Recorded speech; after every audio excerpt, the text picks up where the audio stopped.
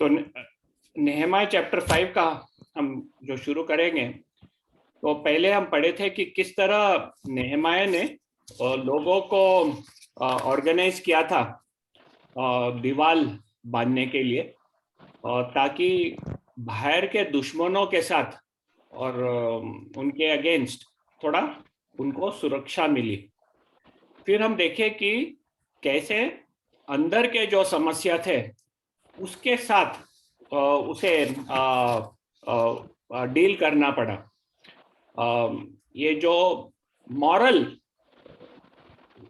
Problems थे, जिधर जो श्रीमंत लोग थे उन्हें गरीब लोगों के ऊपर ब्याज लेके, इंटरेस्ट लेके कैसे उन्हें और गरीबी में ढकेल रहे थे, और कोई कोई लोग खुद को अपने दास करके बेच दे रहे थे।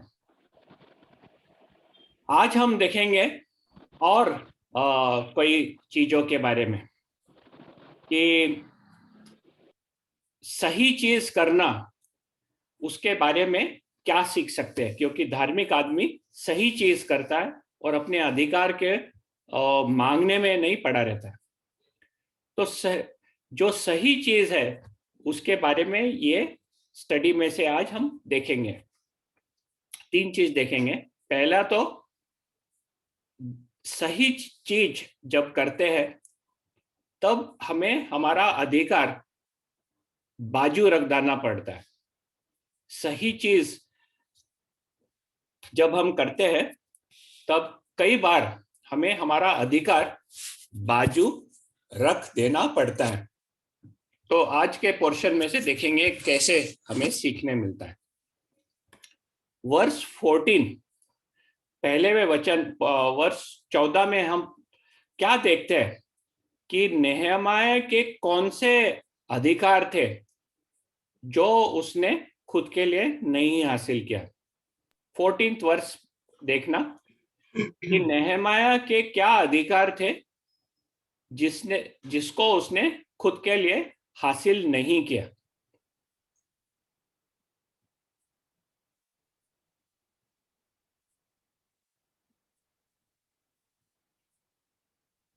पेमेंट नहीं लिया, पेमेंट नहीं लिया, पगार नहीं लिया। किसके लिए पेमेंट था वो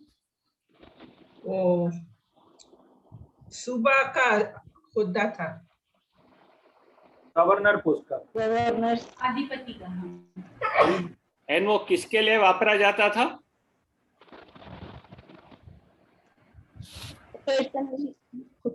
उनके हक के भोजन के लिए।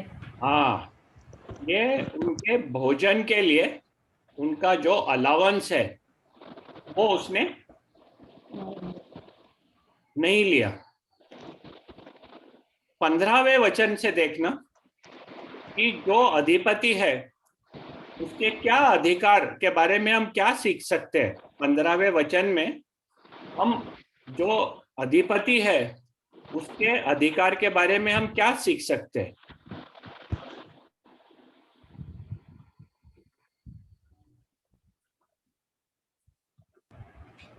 पहले के जो अधिपति थे वो प्रजा पर भार डालते थे और उनकी रोटी में से ले लेते थे, उनका दाख मधु ले लेते थे, उसमें से पीते खाते थे।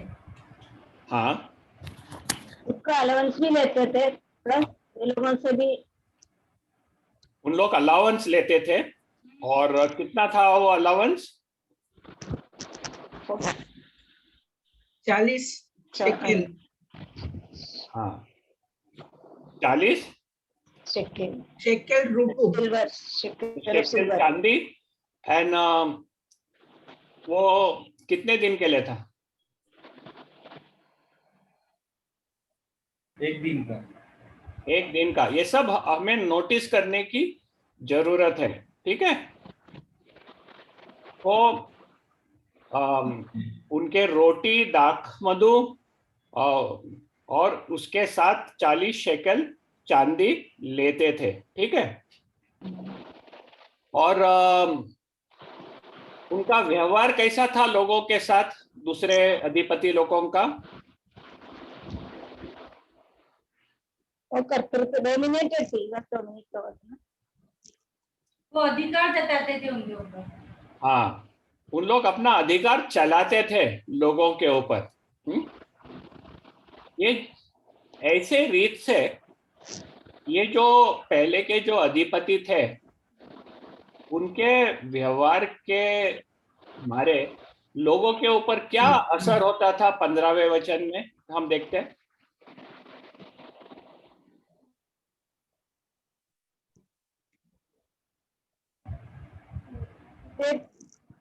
burden they were better burden on them. उनके ऊपर ज्यादा बोझ हो गया। हाँ, उनके ऊपर बहुत बोझ पड़ता था। ठीक है, अभी हम देखेंगे कि जो उनका डेली एक्सपेंसेस है और जो रोज की जरूरत है वो कितनी रहने की। आप 17वां और 18वां वचन देखना, उसमें से क्या हमें समझता है कि नेहमाया के दररोज का खर्चा क्या रहता था। 17 और 18 एक एक पॉइंट करके फाइंड आउट करो। कितने लोग खाते थे? 150 यहूदी। 150। 150 लोग। 150 लोग कौन कौन थे? यहूदी और उनका प्रमाणित है। हाँ, जूस ऑफिशियल्स। उसके सिवाय और कौन कौन आने का उधर?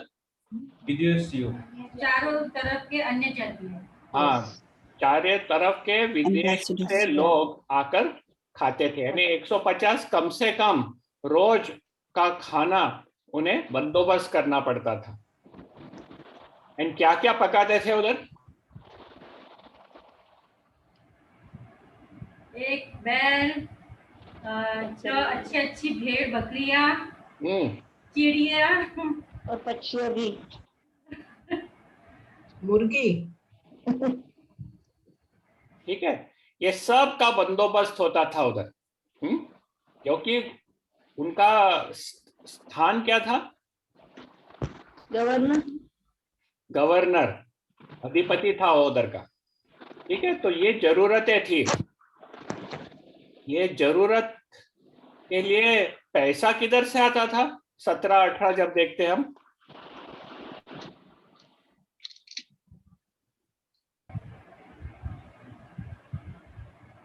इन लोगों से आता था। टैक्स। 17 और 18 केयरफुली पढ़ो, ये पैसे किधर से आते थे? उनका सैलरी का था।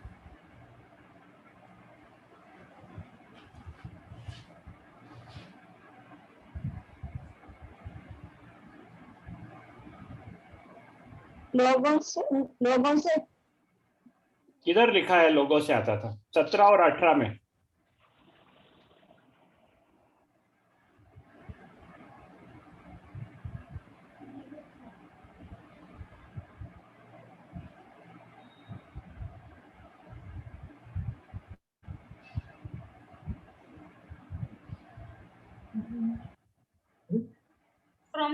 from other nations around them.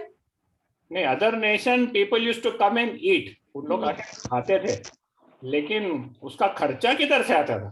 Church के खर्चे में से निकाल के करते थे। हाँ, नेहमाया खुद करते थे। नेहमाया खुद खर्चा करते थे। हाँ। यानी वो लोगों से लेने के बदले ये जितना खर्चा करना पड़ता था वो नेहमाया खुद अपने पॉकेट में से खर्चा करता था। समझ में आता है? नेहमाया खुद अपने पॉकेट में से ये सब खर्चा निभाता था। कितना खर्चा? रोज 150 जन के ऊपर लोगों को खाना खिलाना। कैसे टाइप का खाना? अधिपति को जो सूट होगा वैसे टाइप का खाना। शाही खाना।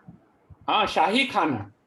और ये करके वो अधिपति है, लोग आजू बाजू से आते हैं, मान रखना है, लेकिन सब पैसा वो खुद से निकालता था। वो लोगों से ये पैसा नहीं लेता था। अभी देखेंगे कि ये क्या 1-2 दिन 1-2 महीने का सवाल है कि और लंबा सवाल है। 14 वचन पढ़ना। ये कब तक अपना विशेष अधिकार उसने नहीं स्वीकारा? ये जो उसका विशेष अधिकार था ऐसे भी बैठेगा। वो कितना समय तक उसने नहीं स्वीकारा? 12 साल। 12 साल। 12 साल। ठीक है। 12 साल तक उसने लोगों के पास से कुछ लिया नहीं। इसमें से हम क्या सीख सकते हैं? लोगों की क्या परिस्थिति रहेगी कि नेहमाया ने 12 साल तक जो उसका डेली रेशन है, जो उसका अधिकार है, ये उसका अधिकार था। राजा के अधिकार से ये ले सकता था लोगों के पास से, लेकिन नहीं लिया।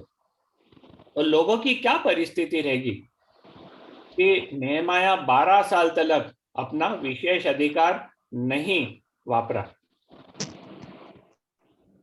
अच्छा रहेगा, उनके पास कोई तकलीफ नहीं होगी।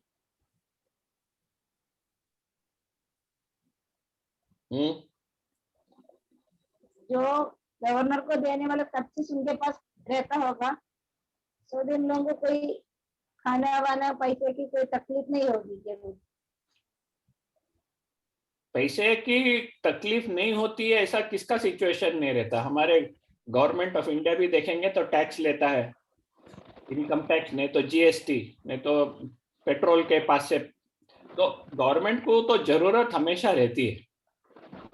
तो लोगों की कैसी परिस्थिति रहेगी कि नेहमाया ने चूज किया कि उसका विशेष अधिकार वो नहीं वापरे?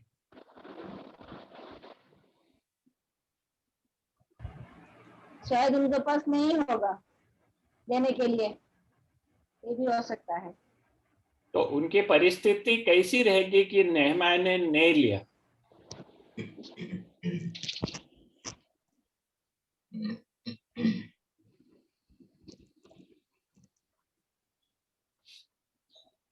वर्स 14 देखना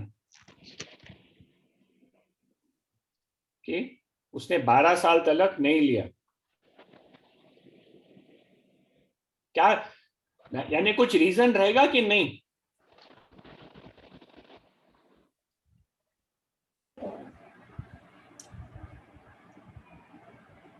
वो उनके पहले जो सूबेदार थे वो सब टैक्स ज्यादा लेते थे, मगर उनको परमेश्वर का भय होगा शायद।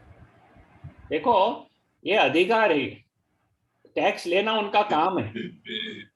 जो उनको हर एक दिन के लिए खर्चा वो लोगों से लेने का उनका अधिकार है। तो जब वो लोगों से लेते हैं, वो कुछ गलत काम नहीं कर रहे हैं, ये उनका अधिकार है लेना।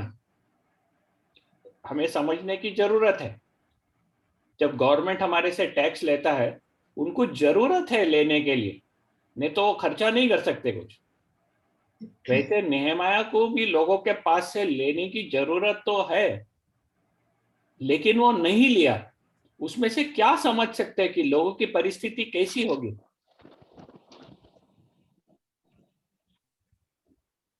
अच्छी नहीं होगी ब्रदर, अच्छी नहीं होगी। पहले से उन्होंने ज्यादा टैक्स देके गरीब बन गए थे। उन लोग पहले के लोग ज्यादा लेते थे उसके पास। पता नहीं ज्यादा कि कम, वो उनका जो अधिकार है वो उस अधिकार के अनुसार लेते थे। जो उनका अधिकार है वो अधिकार के अनुसार लेते, ज्यादा कम बोल नहीं सकते। ठीक है, लेकिन ये लोगों की परिस्थिति खराब थी कि ये लोग जो उन्हें देना है वो देने के लिए उनके पास कुछ था नहीं। हमने गए टाइम स्टडी किए थे तो किस तरह लोग पैसे बोरो कर रहे थे ताकि राजा का कर दे सके। ठीक है, तो जो कर लिया जा रहा था वो सही कर था, जो नेहमाया को लेना था वो सही अमाउंट था, लेकिन वो नहीं लिया क्योंकि लोगों की परिस्थिति काफी बुरी होगी। क्यों बुरी थी लोगों की परिस्थिति? क्या लगता है आपको? पहले वाले लोगों ने उनसे बहुत ज्यादा कर लेते थे। क्या बोले समझना नहीं तंगम। पहले जो गवर्नर था वो ज्यादा खर्च लेते थे, ज्यादा और नहीं, जो उनका हिसाब था उसके अनुसार लेते थे, ज्यादा कम नहीं लेते थे। लेकिन इन लोगों के पास पैसा नहीं था वो जो सही है वो भी देने के लिए। वो लोग का जो भी फील्ड्स था, खेती था, वो सब बेच के वो लोग ने देते थे। और बाद में आखिर में वो उनके फील्ड्स जो थे वो भी वो लोग ने गिरवी रखे थे। तो उनके पास ये लोग थे कौन, किधर से आए थे ये लोग? यहूदी थे, विदेशियों थे, वहाँ के ही थे सब। ये जो लोग हैं यहूदी आए किधर से? हाँ, बेगर वो लोग उधर नहीं था ना, बेगर में आता कौन सी कंट्री में, इराक उधर ही था, कौन सी देश में था, इजिप्ट से। इनको कौन से देश से छुटकारा करके आए थे इधर? बेबीलोन से छुटकारा होकर आए। बेबीलोन से छुटकारा करके आए थे, याद है? जब उन लोग आए थे पूरा देश एकदम डेजर्टेड पड़ा था। अभी उनको ये सब अपना लाइवलीहुड बसाना है अच्छे से, ठीक है? उनका खुद का लाइवलीहुड ठीक से बसाना है। उसके बीच में यू हैव फैमिन्स। ऐसी परिस्थिति में लोगों की परिस्थिति बहुत खराब थी, क्योंकि इन लोग उधर के लोग सेटल्ड नहीं थे। लोग सब जो एग्जाइल्स थे वापिस आके लैंड साफ किए, अपना बना रहे थे, अभी आके दीवार बनाने लगे। ये सब करने में उनकी परिस्थिति खराब थी, इसलिए नेहमाया ने उनके पास से कुछ लिया नहीं। और उनकी परिस्थिति देख के उसका जो अधिकार था, देखो लिया रहता तो हमें ये नहीं समझना कि उसका अधिकार नहीं है, वो गलत कर रहा है। वो उसका अधिकार है और वो लिया रहता तो उसका अधिकार है वो। लेकिन नेहमाया जो धार्मिक आदमी है, देखा कि लोगों की परिस्थिति खराब है, वो उनके पास से उनका डेली राशन नहीं लिया। समझ में आता है? अभी 15वां वचन देखो, नेहमाया ने ऐसा क्यों किया, क्यों छोड़ दिया? छोटा सा रकम नहीं था, 12 साल तलक नहीं लेना, यानी नेहमाया के ऊपर पर्सनली उसका बोझ पड़ा रहता। क्यों उसने किया ये, क्या उसको मोटिवेट किया? 15वां वचन।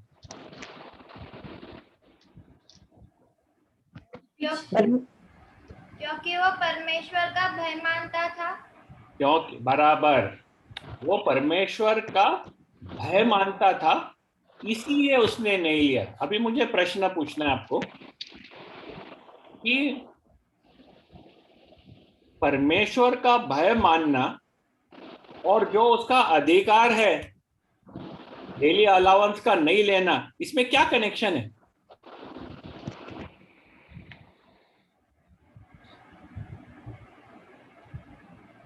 आंसर एकदम करेक्ट है कि परमेश्वर का भय मानता था इसलिए नहीं लिया। लेकिन परमेश्वर का भय मानना और उनके पास से उसका डेली हक जो है नहीं लेना, इसमें कनेक्शन कैसे हम ड्रॉ कर सकते हैं? क्योंकि वो परमेश्वर के लोग थे। करेक्ट, एकदम करेक्ट। तो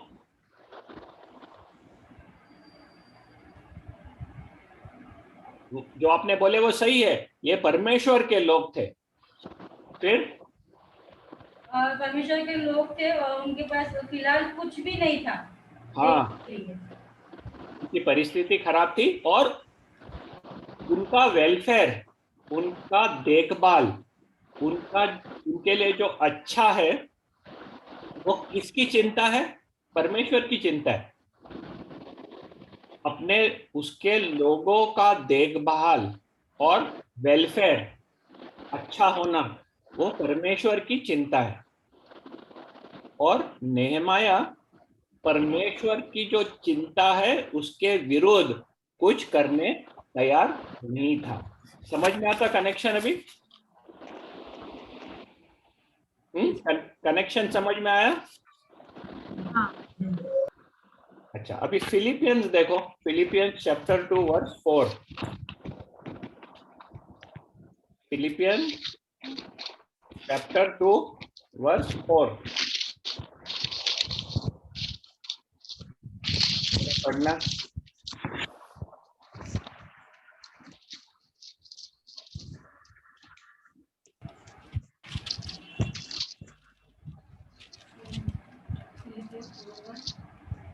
ओ का 4।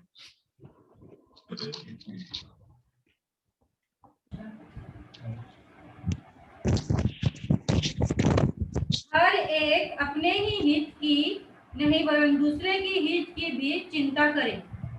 हाँ, तो हम जब देखते हैं कि हम परमेश्वर के लोग हैं और हमें सिर्फ हमारी चिंता नहीं करना है, हमें दूसरों को भी, दूसरों की हित की भी चिंता करना है। ठीक है, ये है हमारा मन जो परमेश्वर हमें देता है। ठीक है, कि दूसरों की भी चिंता करने की जरूरत हमें है, उनकी हित की भी चिंता। रोमियो चैप्टर 15 वर्स 1 पढ़िए।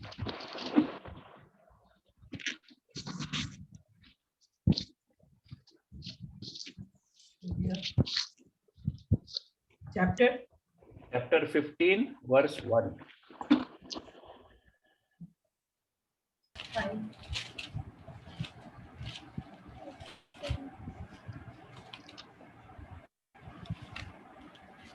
पंद्रह का ब्रदर? 15 का पहला वचन। अतः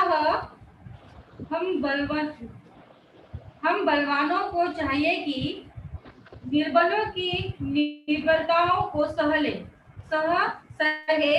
ना कि अपने आप को प्रसन्न करे। ठीक है, तो हमारी क्या जिम्मेदारी है जो निर्बल है? सहे ऐसा लिखा हुआ है, इसका नहीं। तो इसमें ये 2 वर्ष जो हम पढ़े, इसमें बताया गया है कि किस तरह दूसरे लोगों की जो जरूरत है, हम कैसे हमारा जो व्यवहार है वो कैसे दूसरों के भले के हित में हमारी व्यवहार होना चाहिए। ठीक है, अभी हम जरा देखेंगे कि नेहमाया ने अपने जो अधिकार थे वो बाजू रख दिया। क्योंकि जो मेन पॉइंट हम लोग पढ़ रहे हैं कि जब हम सही चीज करते हैं तो बहुत समय हमें हमारे अधिकार बाजू रख देना पड़ता है। तो थोड़ा सा सोचेंगे हमारे क्या क्या अधिकार है, हमारे पास क्या क्या हमारे खुद के अधिकार है। जब हम लोग एक दूसरे के साथ संबंध में रहते हैं, हमारे क्या क्या अधिकार है।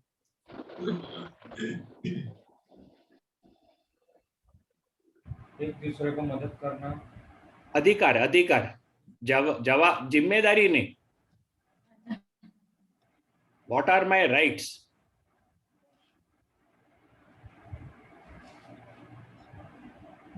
ना तो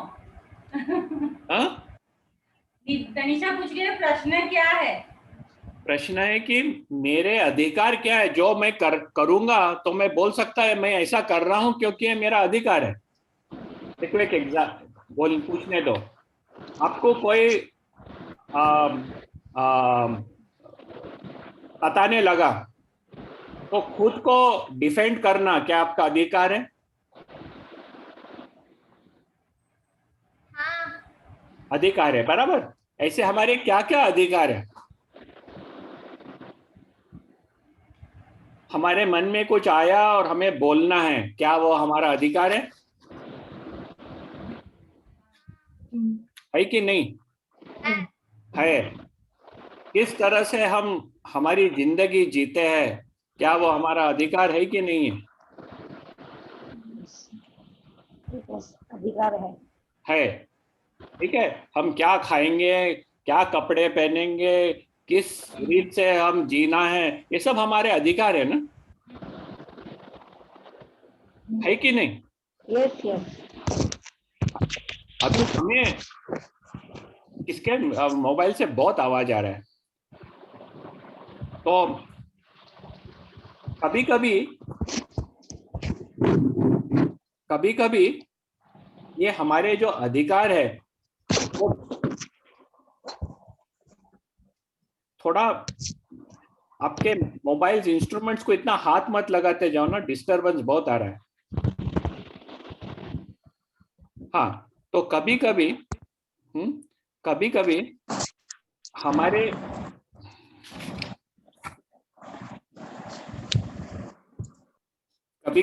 हमारे जो अधिकार है वो दूसरों के लिए एक अड़थड़ा बन जाता है और हमें उसे बाजू रखने की जरूरत पड़ती है। कोई एग्जाम्पल्स आप दे सकते हो? कभी कभी हमारे जो अधिकार है वो दूसरों के आत्मिक जीवन के लिए एक अड़थड़ा बन जाता है और हमें उसे बाजू रख देने की एक जरूरत है। कुछ उदाहरण दे सकते हो? कभी कभी ऐसी जरूरत पड़ती है कि नहीं पड़ती है हमारे अधिकार बाजू रख देने के लिए?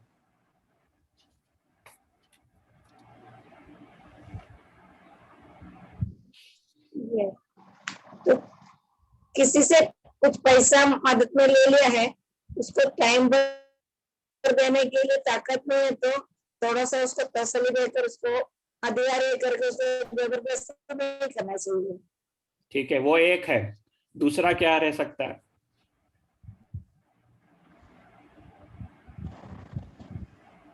आपने कभी सोचा है कि कोई कुछ बात कर लेता है तो बोलता है मैं क्यों ऐसा बोले, दूसरे को हर्ट हुआ, बोले मेरे मन में तो कोई खराब नहीं है, मैं बोल दिया, दूसरे को क्या लगा वो उसकी जिम्मेदारी। कभी कभी बोलते कि नहीं ऐसा?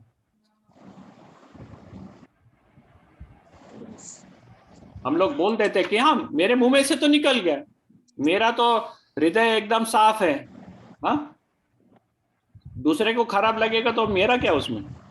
हम बोलते कि नहीं बोलते कभी ऐसा? हाँ, तो ये मेरा अधिकार है कि मेरे माइंड में कुछ है बोलने के लिए, लेकिन दूसरे के आत्मिक जीवन में उसका प्रभाव जब आता है, गलत प्रभाव, तब हमें संभालना है। कभी हमारे बीच में कोई आया जो नॉनवेज नहीं खाता है, कोई दूसरे धर्म का आया है, हमारे साथ मिला है और जो नॉनवेज नहीं खाता है, क्या आप नॉनवेज खाएंगे उस दिन? नहीं। तो ये सब चीजों के ऊपर हमें ध्यान देना पड़ता है कि मुझे करने में कोई हरकत नहीं है, लेकिन दूसरे के ऊपर जो प्रभाव पड़ रहा है उसके मारे मैं मेरा अधिकार बाजू रखने तैयार हूं। तो ये पहला चीज देखें, जब हम सही चीज करते हैं तब हम हमारे अधिकार को अनेक समय बाजू रख देते हैं। दूसरा चीज देखेंगे कि जब हम सही चीज करते हैं तब क्या जरूरत है उसके ऊपर हमारा ध्यान केंद्रित हो जाता है। जो जरूरत है उसके ऊपर हमारा ध्यान केंद्रित होता है। तो 16वां वचन देखना, नेहमाया 16वां वचन, नेहमाया और उसके लोग क्या करे जिसके द्वारा एक राइट एग्जाम्पल, एक सही उदाहरण उन लोग पेश कर सके लोगों को।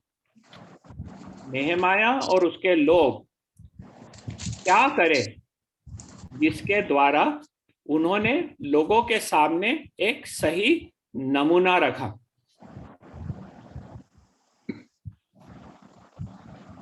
सोलहवां वचन देखिए,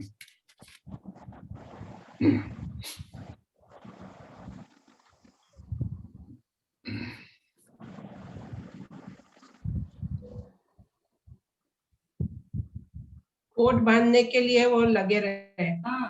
हाँ, जो काम करना था कौन लगा रहा उसके ऊपर? लगी रही। नेहमाया खुद काम करने में लगा। कौन? वो अधिपति। लेकिन जो जरूरत थी तो खुद काम करने के लिए लगा।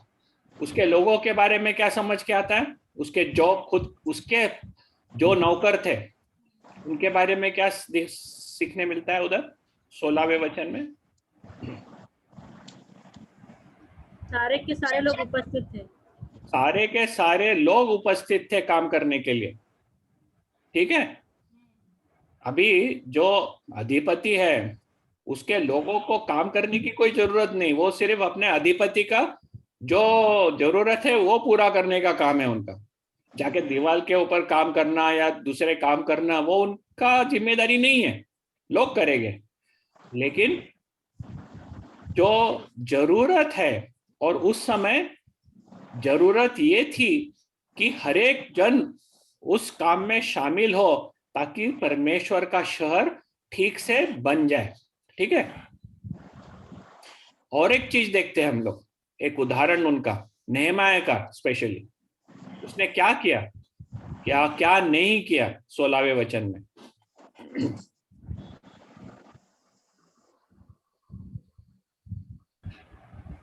जमीन खरीदी नहीं, जमीन नहीं खरीदी। अभी जेरूसलम में जमीन का भाव तब क्या रहेगा, कम या ज्यादा? कम है करके वो सब खरीद का खराब परिस्थिति में से भी बना रहे।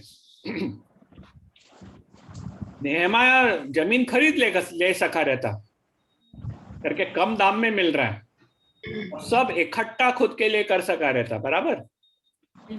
लेकिन नहीं किया उसने, ये खुद के लिए नहीं जमाया। ये हमें देखना है कि धार्मिक आदमी किस तरह लोगों के लिए एक सही उदाहरण बनता है।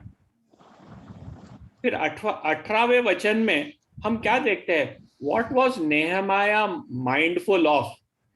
किस चीज के ऊपर नेहमाया का मन और उसकी चिंता पड़ी थी? इस चीज पर नेहमाया के मन की चिंता पड़ी थी 18वां वचन में। क्योंकि काम का भार प्रजा पर भारी था। हाँ, उसने देखा कि लोगों के ऊपर काम का भार बहुत भारी था, और उसने जो कुछ जरूरत है वो भार कम करने के लिए उसने वो किया ताकि वो अपना जीवन वापस बसा सके। अपना जो जीवन है वो ठीक से वापस उन लोग ऑर्गेनाइज करके बसा सके। तो उन्होंने ये जो भी करना है उसने वो किया। ठीक है, तो हम देखते हैं कि कैसे धार्मिक आदमी अपने जो जरूरतें हैं जो पूरा करना है उसके ऊपर अपना ध्यान केंद्रित करता है। 2 कोरिन्थियंस चैप्टर 9 वर्स 7 देखना। 2 कोरिन्थियन 9 और 7वां वचन।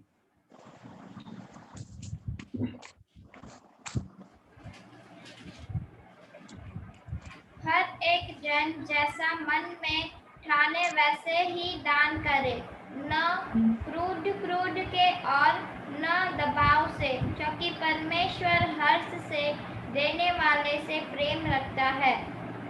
तो हर एक को कितना देना है? जैसे हर एक जन मन से ठाने। तो कितना 10% देना है, 20% देना है, 5% देना है, कितना परसेंट देना है लिखा है? खुशी से नहीं लिखता है, अपना मन में जितना खुशी से देना चाहता है उतना। हाँ, तो इसमें से हम सीखते हैं कि नए करार में हम लोग टाइथिंग नहीं करते। हाँ, हम लोग टाइथिंग नहीं करते कि ये मेरी जिम्मेदारी है, 10% दे दो भगवान को, बाकी का मेरे को जो करना है मैं करूंगा। ये हमें ध्यान में रखना है। नवे करार में हम टाइथिंग नहीं करते कि परमेश्वर को 10वां भाग दे दो, 90% हमारा, जो हम चाहे वो करे। क्या सिखाते हैं हमें इधर? पूरे मन से। जो परमेश्वर आपके हृदय में बोझ डालता है उस रीत से, ठीक है।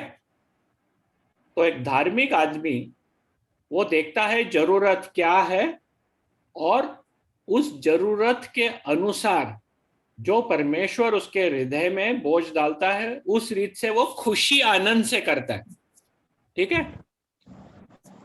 लूक चैप्टर 6:38 पढ़ना।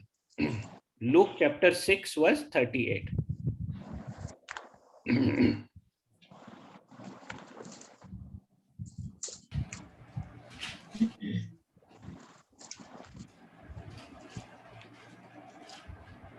Luke chapter 6 verse 38। इस मनुष्य में से दुष्ट आत्माएं नहीं, दिया करो तो तुम्हें भी दिया जाएगा। लोग पूरा नाप दबा दबा कर और हिला हिला कर और उभारता हुआ तुम्हारी गोद में डालेंगे, क्योंकि जिस माप से तुम नापते हो उसी से तुम्हारे लिए भी नापा जाएगा। एम्फोसिस है कि देना, आप दो। परमेश्वर देखता है जो आपकी जरूरत है वो पूरा करता है, लेकिन आपको बोलता है वो दो। अभी मेरे को एक प्रश्न पूछना है, फाइनेंशियल को क्या बोलते हैं हिंदी में? आर्थिक। जो आर्थिक जरूरत हम लोग सब जानते हैं, लेकिन क्या जरूरत सिर्फ आर्थिक जरूरत रहती कि और भी अनेक प्रकार की जरूरत रहती? अनेक प्रकार की जरूरत। अनेक प्रकार की जरूरत। कौन से प्रकार के जरूरत रहते?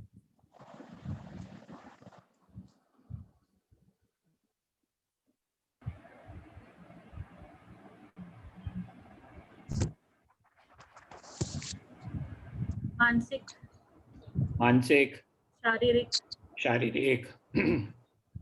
लोगों को समय की जरूरत रहती है। तो जब हम देखते हैं कि आप दो, जो आपने आपके हृदय में तय किया वैसे दो, ये सिर्फ आर्थिक चीजों के लिए नहीं है। जो भी हमें परमेश्वर के कार्य के लिए हमारे तरफ से देना है, और देना हमारा पूरा जीवन से उसका ताल्लुक होता है और सिर्फ पैसे से नहीं। और हम क्या हमारा देने के लिए तैयार है। और हर एक जन के पास कुछ ना कुछ रहता है देने के लिए, इसलिए इसका रिस्ट्रिक्शन सिर्फ पैसों में नहीं है कि मेरे पास पैसे नहीं तो मेरे पास कुछ देने के लिए नहीं है, ऐसे नहीं है। लोगों के जरूरत अनेक प्रकार के रहते हैं और हर एक के पास अलग अलग चीज है देने के लिए। और जब एक धार्मिक आदमी रहता है या धार्मिक औरत रहती है, उसका मन उधर केंद्रित रहता है कि क्या जरूरत है जो मैं पूरा कर सकती हूँ, जो मैं पूरा कर सकता हूँ, ठीक है। अभी तीसरा चीज देखेंगे, जब हम सही चीज करते हैं तब हमारा जो बख्शिश है वो हम सिर्फ परमेश्वर की ओर देखते हैं। तो 19th वर्ष पढ़ना। 19th वर्ष। नेहेमाया की क्या अपेक्षा थी कि उसका बख्शिश किसके पास से उसे मिले?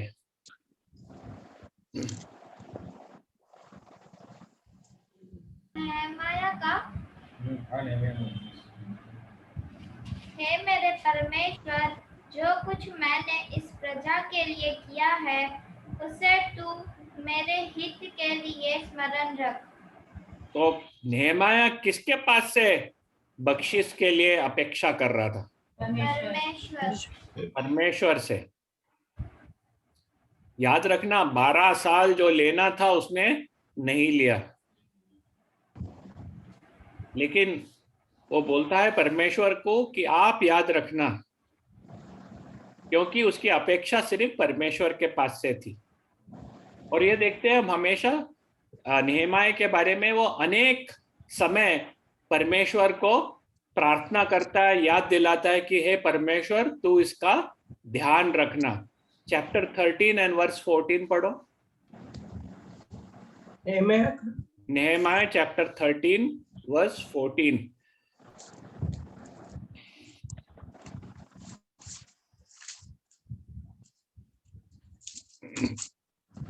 हे मेरे परमेश्वर, मेरा यह काम मेरे हित के लिए स्मरण रख,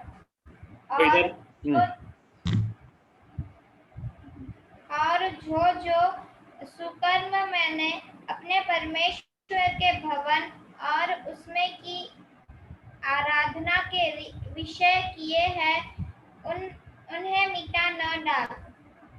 हाँ, तो उधर वो परमेश्वर को प्रार्थना करता है कि मैंने जो ये किया वो लेवी लोगों के लिए उसने कुछ किया था, और वो बोलता है कि याद रखना। चैप्टर 13 वर्स 22 पढ़ो अभी।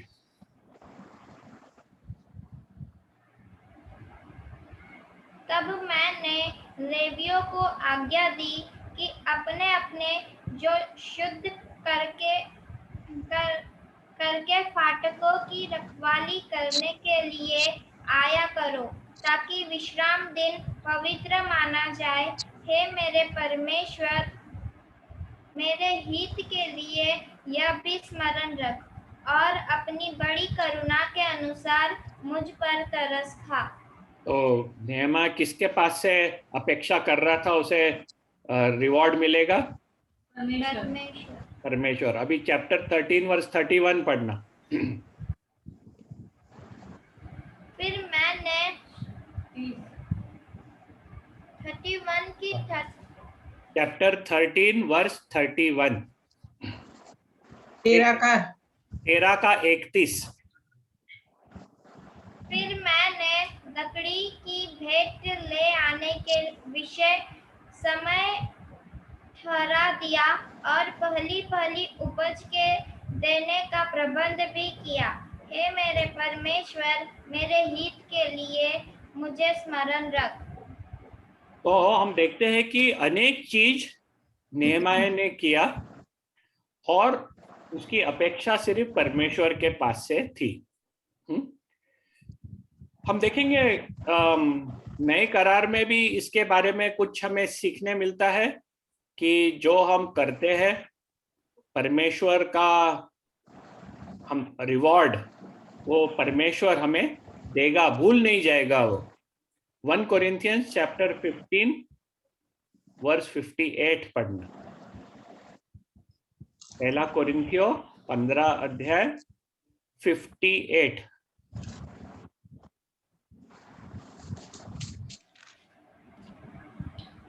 इसीलिए हे मेरे प्रिय भाइयों, दृढ़ और अटल रहो, और प्रभु के कामों में सर्वदा बढ़ते जाओ, क्योंकि यह जानते हो कि तुम्हारा परिश्रम प्रभु में व्यर्थ नहीं है। तो इधर हमें क्या प्रॉमिस दिया है, वचन दिया है कि आपका श्रम कभी व्यर्थ नहीं जाएगा। ठीक है। और हम लोग ने पहले बाइबल स्टडी में बीमा जजमेंट सीट के बारे में भी पढ़ा है, याद है? जब रैप्चर होगा, हम जब उठाए जाएंगे, तब प्रभु के साथ जब हम स्वर्ग में हैं, तब जो विश्वासी लोग हैं वो उनका बीमा न्याय के सीट के ऊपर प्रभु यीशु ख्रिस्त न्याय करने वाला है। वो न्याय में क्या होने वाला है? सबको कर्मों के अनुसार प्रतिफल मिलने वाला है। हाँ, रिवॉर्ड करने वाला है वो। ये सिर्फ विश्वासी लोगों का न्याय है, और हर एक को जो उसने कार्य किया है उसके अनुसार उसे वो रिवॉर्ड करेगा। ठीक है। अभी हमें हमारे जीवन में देखना है कि जब हम परमेश्वर की तरफ और सिर्फ परमेश्वर की तरफ हमारे रिवॉर्ड के लिए देखते हैं, तो हमारे में क्या परिवर्तन आ सकते हैं? जब हम हमारे बख्शिश के लिए सिर्फ परमेश्वर की ओर देखते हैं और मनुष्य की ओर नहीं देखते, तब हमारे व्यवहार में क्या परिवर्तन आ सकता है? हमारे विश्वास के जीवन में गिरावट हो सकती है, हम परमेश्वर के नजर में गिर सकते हैं। मेरा प्रश्न वापस मैं रिपीट करता हूं। जब हम सिर्फ परमेश्वर की ओर देखते हैं हमारे बख्शिश के लिए और मनुष्यों की ओर नहीं देखते, तो हमारे व्यवहार में क्या परिवर्तन आता है? क्वेश्चन क्लियर है? You expect less from other people. You expect Less from other people and your perspective changes. yes. You expect less from other people and your perspective changes. और क्या परिवर्तन दिखाई देते हैं? विश्वास में दृढ़ होंगे। हाँ, हम लोग विश्वास में दृढ़ होते हैं क्योंकि हमारा ध्यान परमेश्वर की ओर केंद्रित है। और क्या हमारे व्यवहार में, डे टू डे व्यवहार में परिवर्तन दिखता है? जो भी कार्य करते हैं इंसान के लिए नहीं, परमेश्वर के लिए कार्य करते हैं। ठीक है, उसके हम लोग मनुष्य के लिए नहीं करते, परमेश्वर के लिए करते, तो हमारे व्यवहार में क्या परिवर्तन और फर्क दिखाई देने लगेगा? परमेश्वर के भय में कुछ गलतियां समझ में आएगी, उसमें सुधार करने के लिए कोशिश करेगी। हाँ, एक तो हमारे में कोई कमी घटी हुई तो हम सुधारने के लिए कोशिश करेंगे। और क्या चेंजेस देखेंगे हम किसी को कुछ करने के बाद में हम उनसे एक्सपेक्ट करते हैं, तो नहीं करने के बाद मन में कुरकुर लगता है। हाँ, वेरी इंपॉर्टेंट पॉइंट, वो नहीं होगा। Very important point. हम लोग जब करते हैं तो हमारी अपेक्षा क्या रहती है कि कोई क्या बोलेगा? वाह वाह, आपने कितना अच्छा किए, बहुत प्रसन्नशील था। और नहीं बोले तो क्या होता हमारे को? थोड़ा सा कुड़कुड़ होने लगता ना, ऐसा डिजेक्टेड हो जाते हैं हम, ऐसा लगता है कि क्या व्यर्थ है, छोड़ देने का दिल हो जाता है। होता कि नहीं कभी कभी?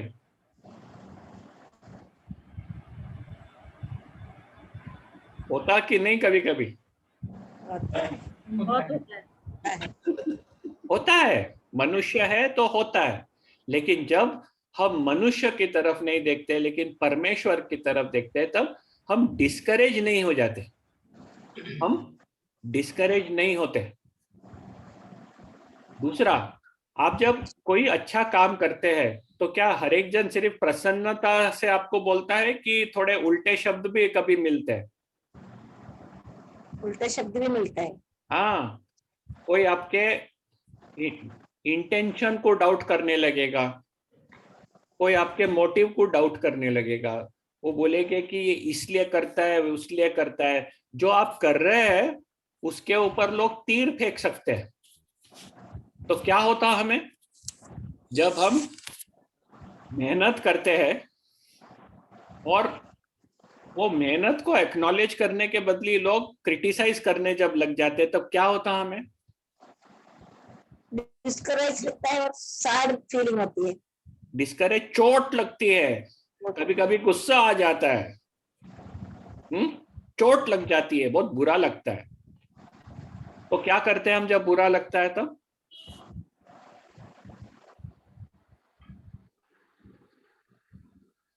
गुस्सा करते हैं। हम बोलते हैं क्यों करने का, ये छोड़ दो, छोड़ दो, ये तकलीफ क्यों लेने का सिर के ऊपर। उन लोग इतना क्रिटिसाइज कर रहे हैं, उनको करने बोलो, उनको समझेगा फिर बाद में। बोलते कि नहीं बोलते? तो हम जब परमेश्वर की ओर हमारे बख्शिश के लिए हमारा ध्यान केंद्रित करते हैं, तब हम लोगों की प्रशंसा के लिए नहीं ठहरते, और लोग हमें अपोज भी करेंगे तो हम उसमें से निराश नहीं हो जाते। और क्या चीज हो सकते हैं जिसमें हमारे बिहेवियर में परिवर्तन आता है?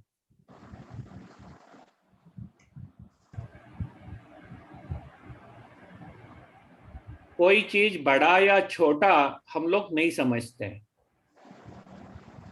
कोई चीज बड़ा या छोटा, इसको कुछ करने बोलो और वो छोटा चीज है बोलेगे, उसको बड़ा चीज करने बोले मेरे को छोटा चीज करने बोले। जो बड़ा चीज करने बोले उसका महत्व ज्यादा है, जो छोटा चीज करने बोले उसका महत्व छोटा है। मेरे को छोटा मिला, मैं बुरा मान लिया। तो जब हम मनुष्य की तरफ देखते हैं तब ये छोटा बड़ा पैदा हो जाता है, लेकिन जब हम परमेश्वर की तरफ देखते हैं तब हमारा मन छोटे बड़े चीज पे नहीं रहता है, क्योंकि परमेश्वर की सेवा वो कौन सी भी क्यों ना हो महत्वपूर्ण है, क्योंकि वो परमेश्वर की सेवा है। ठीक है, तो हमारे सब पूरे विचार में एक बदलावट आ जाती है। तो आज के स्टडी में से हम क्या सीखे कि परमेश्वर के लोग होने के नाते, हम लोग परमेश्वर के लोग हैं ना, परमेश्वर हमारे जीवन में बसा हुआ है, हम उसके मंदिर हैं, और परमेश्वर के लोग होने के नाते हमारे जो अधिकार है वो हमें बाजू रख देना है। और जो पवित्र आत्मा हमें अगुवाई करता है, प्रेरणा करता है, छोटी चीज हो बड़ी चीज है, वो करने के लिए जो सही चीज है, वो सही चीजों के ऊपर हमारा ध्यान हमें केंद्रित करना है। हमारे अधिकार के ऊपर नहीं, लेकिन हमारी जिम्मेदारी, जो पवित्र आत्मा हमें प्रेरणा देता है और जो जिम्मेदारी हमें पूरी करनी है और जो सही है, उसके ऊपर हमारा ध्यान केंद्रित करना है। ये करते वक्त कई बार हमें हमारे अधिकार बाजू रख देना पड़ेगा, कई बार हमें जो सही चीज है उसके ऊपर हमारा पूरा ध्यान केंद्रित करना पड़ेगा, और हम सिर्फ परमेश्वर की ओर हमारे रिवॉर्ड्स के लिए हमारा ध्यान केंद्रित करेंगे और मनुष्य